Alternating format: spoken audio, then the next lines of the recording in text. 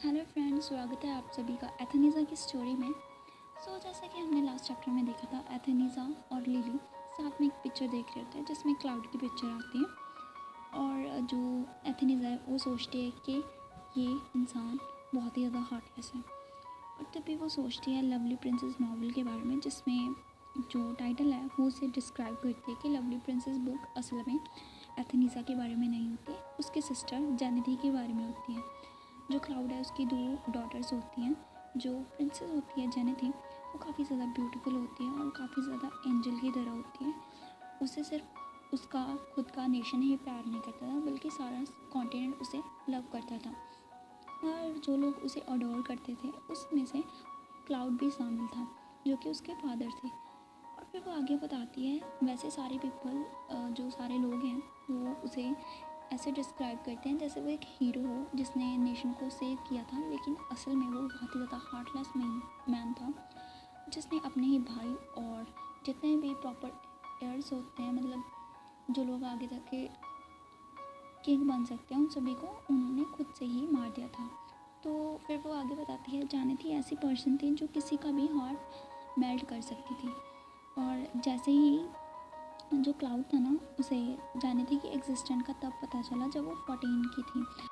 जो जेनिथ की मदर थी ना, वो क्लाउड की फियांसे थी। और जो जेनिथ है उसे उसके एक अंकल ने हाइड करके रखा था। और वो आगे बताती है, जब क्लाउड को पहली बार जेनिथी के बारे में पता चला तो पहले पहले तो वो उसके तरफ बहुत ही ज़्यादा कोल्ड रूखा सा व्यवहार करता था। लेकिन जेनिथी बहुत ही ज़्यादा जेंटल और बहुत ही ज़्यादा लविंग पर्सन थी, जिसकी वजह से, और वो फीमेल लीड भी थी, जिसकी वजह से जो क्लाउड है उसका मन पिघल जाता है और वो उसे काफ़ी ज़्यादा प्यार करने लगता है। जो एथेनीज है ना, वो अपने मन में सोचती है कि इतनी प्यारी डॉटर, इतना प्यारा फादर, ये कितना सब चीज़ ही है। और फिर वो सोचता है कि वो सिर्फ एक बास्टर्ड था। वो अपनी एक बेटी से इतना ज़्यादा प्यार करता था, और दूसरी तरफ वो किस तरह से अपनी पहली प्रिंसेस को ट्रीट करता था। वो यहाँ एथेनीजा की बात करते हैं कि एथेनीजा, उसकी जो क्लाउड है ना, उसकी फर्स्ट बेटी थी और जेनिथ की एज की ही थी, वो उससे सिर्फ 1-2 मंथ बड़ी थी। और फिर हम आगे देखते हैं जो एथेनीजा के बारे में क्लाउड को तभी पता चलता है जब वो बॉर्न हुई थी।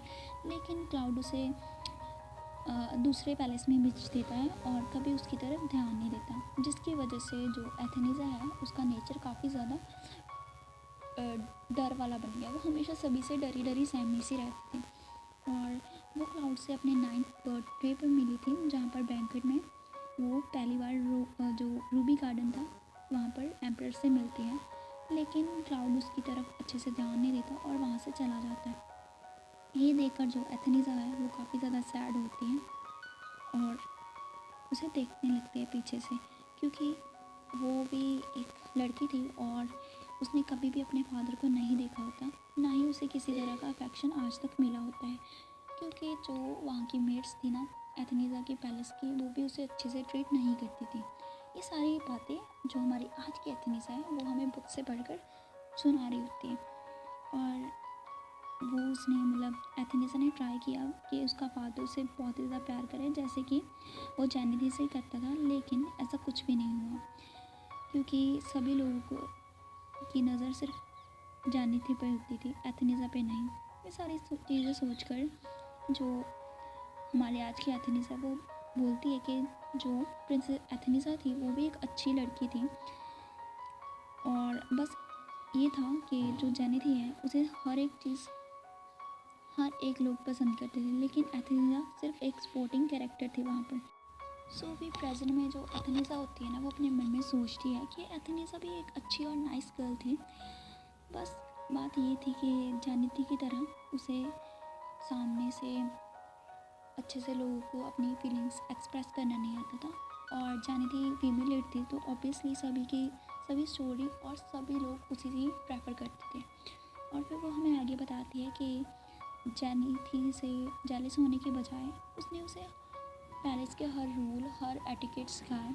और फिर वो एथेनीजा ये बात सोच कर ना अपने मन ही मन में गुस्सा हो जाती है कि एथेनीजा, तुम कितनी ज़्यादा डमी थी, तुम्हें उसे ये सारी चीज़ें नहीं सिखानी चाहिए थी और तुम्हें सिर्फ अपने बारे में सोचना चाहिए था। तो भी जो एथनीजा है वो सोचती है, लेकिन सबसे बड़ी बात, एथनीजा ने वो सारी चीज़ें जो उसे चाहिए थी उसने सारी चीज़ें जेनिथी को दे दी, जिसमें उसके फादर का प्यार भी शामिल था। और तभी वो सोचती है कि एथनीजा कितनी ज़्यादा अकेली पड़ गई होगी। और फिर हम आगे देखते हैं, जो एथनीजा है वो हमें बताती है कि वहाँ पर प्रिंसेस एथनीजा की जो मौत है वो कैसी हुई थी। क्लाउड ने ही उसे मतलब मरवाया था, क्योंकि जो एथनीजा है उस पर इल्ज़ाम लगा था कि उसने जेनिथी को पॉइज़न देने की कोशिश की थी। और ये सभी चीज़ें जो जेनिथी की आंट थी उसने करवाई थी, उस पर झूठा इल्ज़ाम लगवाया था, क्योंकि वो चाहती थी जो एथनीजा है वो पूरी तरह से ख़त्म हो जाए, क्योंकि एथनीजा भी जो नेक्स्ट जो थ्रोन है हमारा उस पर बैठ सकती थी, मतलब वो आगे क्वीन बन सकती थी। लेकिन वो ऐसा नहीं चाहती थी, इसीलिए उसने ये सारी साजिश रची थी। और जो क्लाउड था वो इतना ज़्यादा बेवकूफ़ था कि उसने इसके बारे में इन्वेस्टिगेशन करवाने भी मतलब समझा नहीं ज़रूरी। और ऐसे मतलब सोच के जो एथनीजा है ना वो काफ़ी ज़्यादा सैड हो जाती है। और वैसे भी जब क्लाउड को पता चला था कि एथनीजा इन सब चीज़ों में शामिल नहीं थी, तभी भी उसे ज़्यादा गिल्टी फील नहीं हुआ।